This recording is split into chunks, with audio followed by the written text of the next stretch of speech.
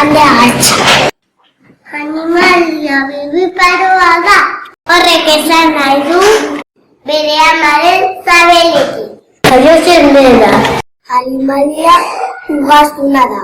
Horrek esan nahi du jaiotzen denean. Amaren kirotatik edaten duela esnea. Txinako batzuetan bizi da. Txikitan beste atzumeek. Jolastea gustatzen zaitu.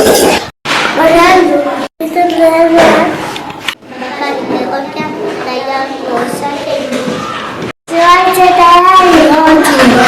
Oso tolea da. Baina ez du askotan egiten.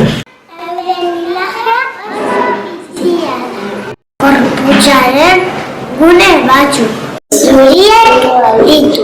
Eta beste batzuk berriz. Eunda, 60 kilo pisatu ditzake. Gure gelako. Zortzi, haure, bezala. Bere hanken bukaera. Atxaka, zorrotzak, dauzka. Bost, eta helburu batek izaten. Batez ere bambua jaten.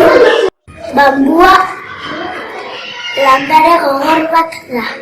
Batzuetan sagun txikia. Eta gauza jaten ditu. Banda hatxak. Ezagutzeko zorion dauzte. Ingresazion euren bizilekua. Zuntzitzen ditugulako. Eta esineko estariek. Arrakatzen dituztelako. Gure planeta. Gustatzen zaigu. Eta bertan bizi dire. Animaliak eta landariak. Horrexegatik eskaera bat egingo dizuegu.